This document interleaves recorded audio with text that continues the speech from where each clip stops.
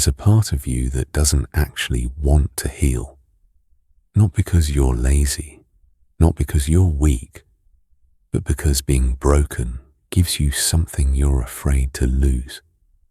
If your life has been stuck for years, if you keep understanding your problems but never escaping them, it's not an accident. Somewhere inside, your pain has become useful. It protects you from responsibility. It excuses your inaction. And most dangerously, it gives you an identity. You don't just have problems anymore. You are the one who suffered, the one who was misunderstood, the one who had potential, but circumstances ruined it. And if that pain disappeared tomorrow, you wouldn't know who you are without it. You already know this pattern because you've built a routine around it. You watch videos like this late at night when nothing is expected from you anymore. You call it reflection, but really it's postponement. You understand yourself deeply. You can explain your childhood, your habits, your fears, and that understanding has become your hiding place. Insight gives you just enough relief to avoid changing anything. You don't fail loudly, you fail quietly. You start things seriously. Imagine a future version of yourself who finally gets it together and then slowly let it fade. Not because you couldn't do it, but because as long as you're almost there, you don't have to risk finding out who you are without the story of struggle. You've turned waiting into a lifestyle.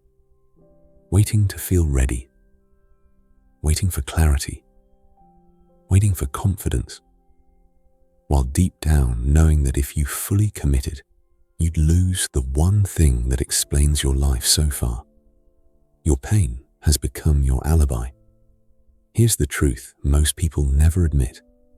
Your suffering is not just something you endure, it's something you use. Pain lowers expectations. Pain buys time.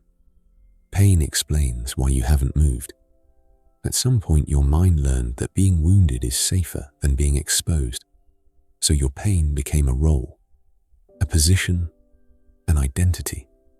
Carl Jung warned that people cling to familiar suffering rather than risk transformation, because transformation feels like psychological death.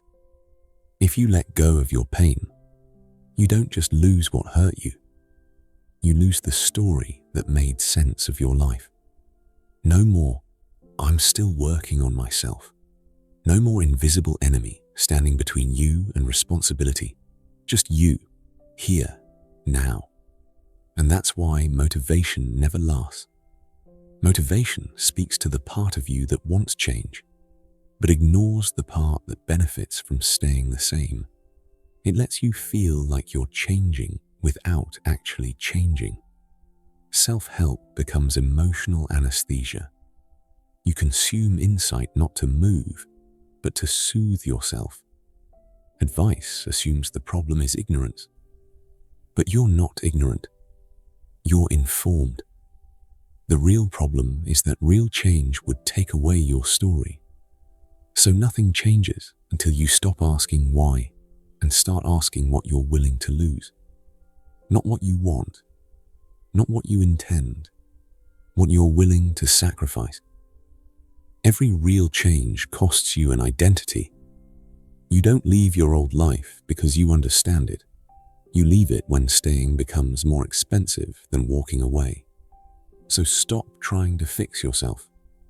Choose one behavior that keeps your identity intact and cut it off without explanation. No clarity first, no confidence, no permission. Something concrete, something visible, something that removes your alibi.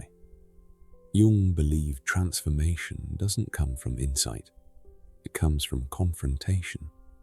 And the unconscious only responds to action that costs you something. If nothing in your life is being risked, nothing is changing. So don't ask what the next step is. Ask what part of you would panic if you moved today and move there. That panic is the doorway.